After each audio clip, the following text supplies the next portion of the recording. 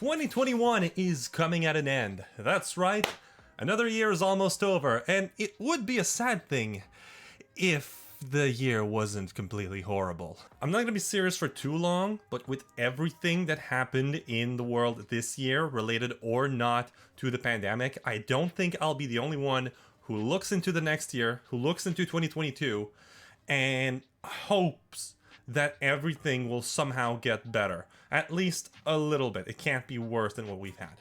And for me, it'll definitely get better if I can get every servant I want next year in Fate Grand Order. That's right, baby. I'm gonna gamble my life saving for a few PNGs. My luck has always been a bit weird when it comes to Fate Grand Order. I mean, I've got at least a dozen SSR servants in less than 90 quartz each, at the greatest despair of some of my friends. And even through that, I only have one Fionn and 0 Steno. I mean, at this point, I would kind of want one of her, but I digress. So at this point, I'm not exactly worried. I've got a good amount of confidence that I'll be able to get all of these servants that I'm about to list next year, or if not all of them, most, like over half, at the very least, at the very minimum. But still, you never know what can happen. Anyhow, these are only 10 servants out of the, 27?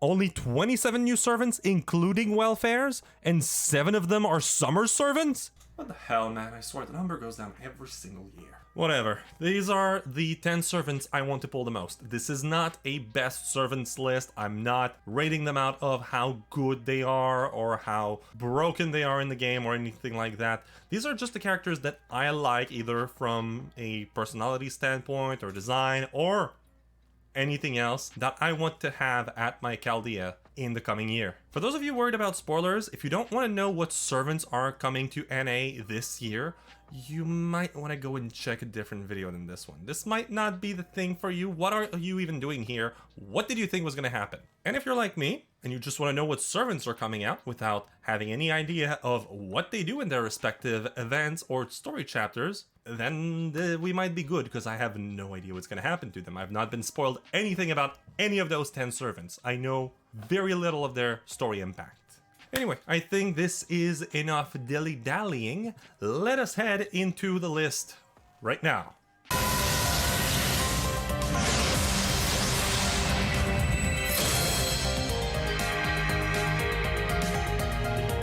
Alright, I'm gonna keep this one short. Everyone has heard of Castoria by now. She broke the game when she came out in Japan 2 years ago. She is one of the greatest supports that has ever been seen and that might ever be seen in the game. Of course I want her. Everyone and their goddamn mother wants Castoria at their Chaldea. So I'm not putting her on the list. That would be way too predictable and boring. She's number 1 on everyone's list on YouTube. It's unoriginal. I'm also going to include Himiko and Saito Hajime to these honorable mentions. There are 3 groups of servants that I own every single one, and the first of those is the Guda Guda servants. I have all of them, and I do want to keep that going, but I know very little about Hajime, and what I do know about Himiko does not fit what I see here. So I don't know what to expect. I want them because it's Guda Guda, so we'll see what happens when they are released. God damn, in December. Anyway, that's all for honorable mentions. Let's get to the real list right now.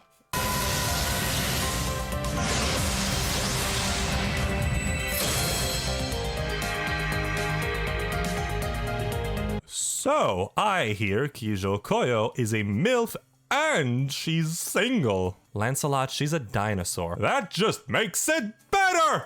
Okay, while she does have a human form, and it is a really pretty human form, let's be real. The one reason I want Kijo Koyo at my Chaldea is because I want to trample my enemies with a motherfucking T-Rex. Why would I need any other reason?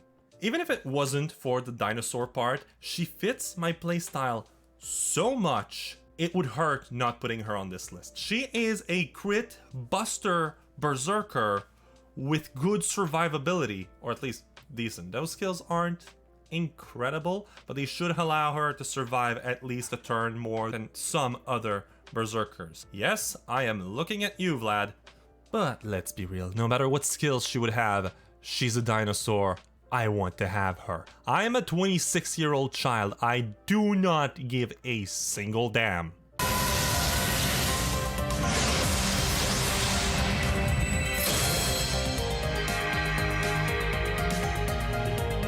I love Shuten Doji, and the main reason I do is because of her voice. Aoi Yuki did an incredible job, and I want to hear her whisper horrifying and horrible things in my ears every night to lull me to sleep. And then here comes Ibuki Doji, Shuten's true original other form. Okay, I'm not completely sure. They're basically the same person, but like different interpretation of the legends. I'm just gonna move on. I don't know enough about that. She is also voiced by Aoi Yuki, and that's already an insane amount of bonus points. Next, much like Mami Dino, Ibuki is a full-on Buster Servant with a ton of damage potential coming from her skills, not to mention any other servants that might support her and increase her damage potential. Honestly, the only reason why she is not higher up on the list is because I'm not the biggest fan of her design. I know the snake parts are extremely on theme with Ibuki being a child of the Orochi or something like that according to her legend. Again, I'm not the most knowledgeable on that, please do not quote me. But looking at that first sprite, that first ascension, I do not like the look of that. That just looks wrong to me. She should not be a child. Still, if there is one thing I have learned through playing Fate for the past 4 years, it's that no matter how much I feel about a servant when they come out, once I see them act in the story and I see their personality and their demeanor and all of that, I fall in love with them. So who knows? I might love her more than Shuten once Heiankyo is released later in November of next year. My god, that is a long way ago.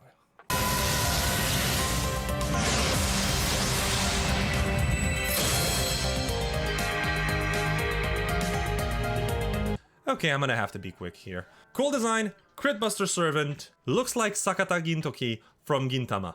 I am 100% repeating myself here, but I really am that simple. The only reason he is above the previous two Buster Servants is because of his third sprite, which has his hairs change from gray to red. I'm an absolute sucker for this kind of design choice. I mean, it's one of the reasons why Kanroji from Demon Slayer is one of my favorite characters from the manga. I mean, of course, the other reason is because she's an amazing character, but I'm going off subject here. I love Buster Servants. The point has been made. I have ordered the Buster sweater earlier today. I'm gonna move on. I promise you there's gonna be a bit more variety down the list.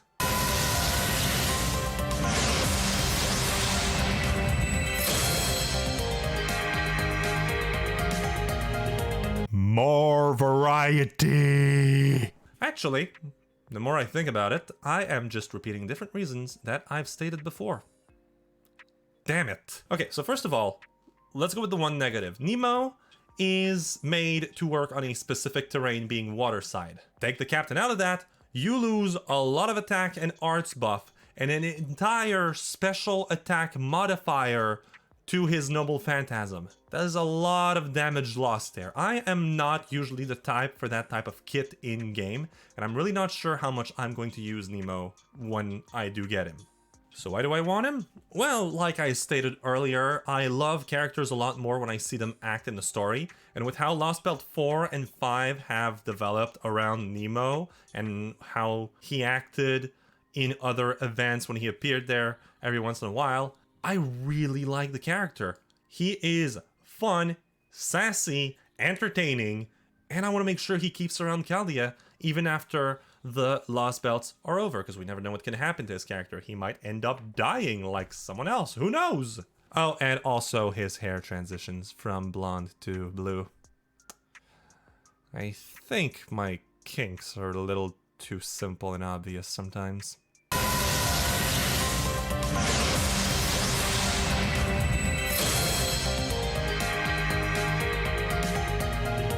Praise the alter ego.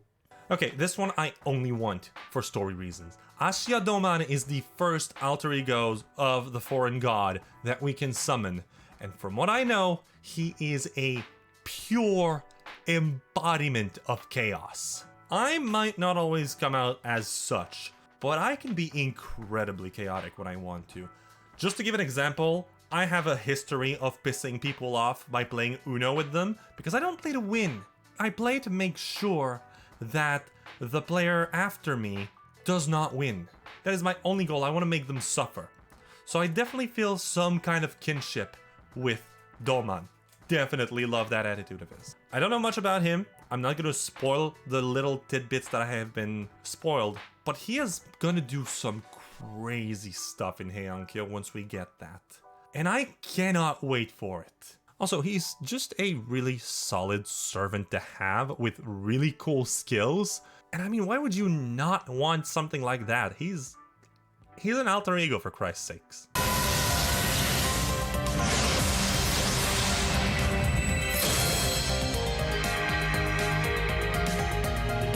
I have been told in the past that I look a lot like Markiplier. That might not be as true today as it used to be in the past, but there used to be a very clear resemblance between him and me. And more than looks, there's one other thing that I share with the handsome man himself, which is a love for space. So then you tell me, you take the Little Prince, one of the most famous fictional space explorers of all history, and you put him in Fate, and he's a foreigner, and he has an ascension that makes him look like an astronaut? Take all my money! Oh man, I have to pick all that up now. Fuck, this was a bad idea. Also, Foreigner is my favorite class in the game. I own all of them, like all the Gudaguda servants, and I want to keep that trend going, so I'm definitely going for Voyager when he's released in March, I believe. Now, if only they added Neil Armstrong into the game. Actually, scratch that. It's not a good idea. Not a good idea.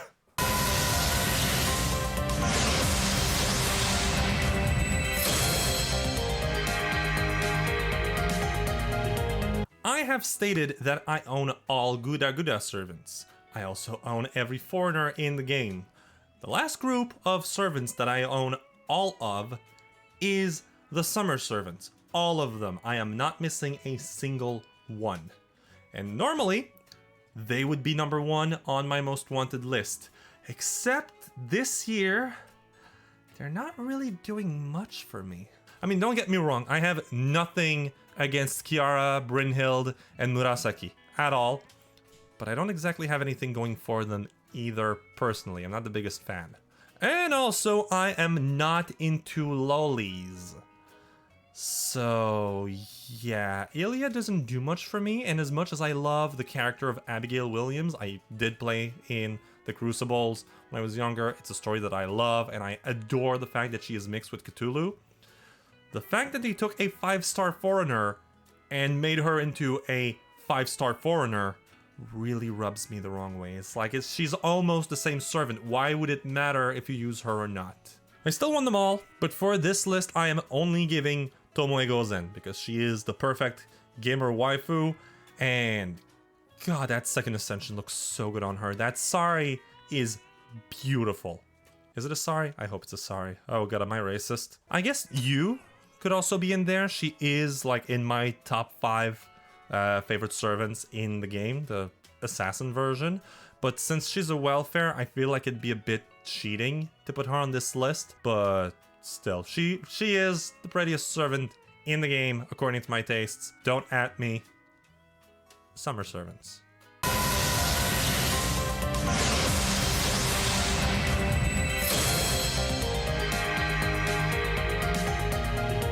The next servant I really want is the subscribe button. That's right, you should all click the subscribe button right now. Also give this video a like and comment down below what your favorite servant for next year is if you have one.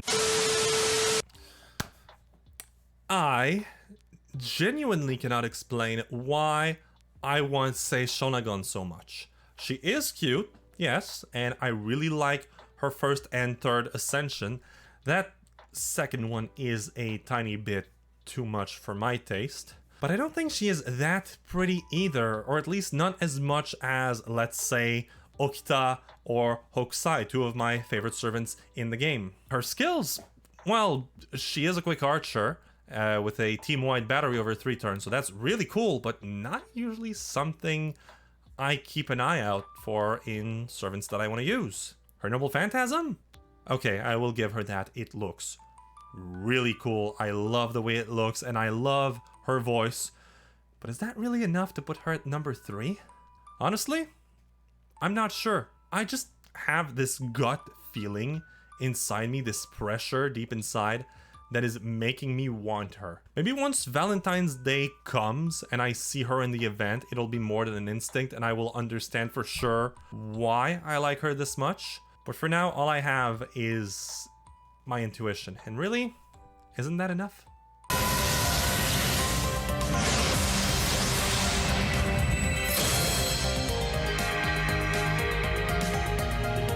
I'm gonna have to be honest here.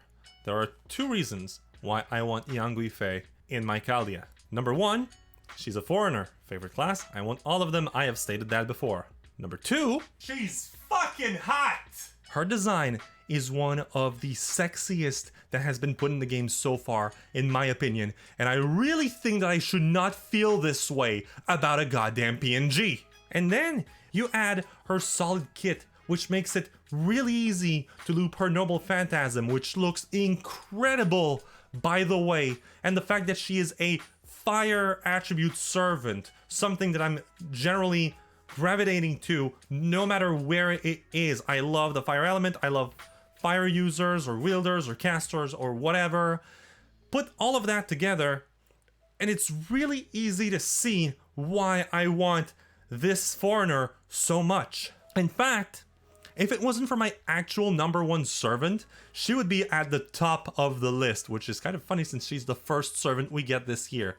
I guess everything's downhill. But there's just no way in hell that I would put anyone else but my actual number 1 at the top of the list. So for now, for today, Yang Guifei will just have to accept a very strong silver medal from me.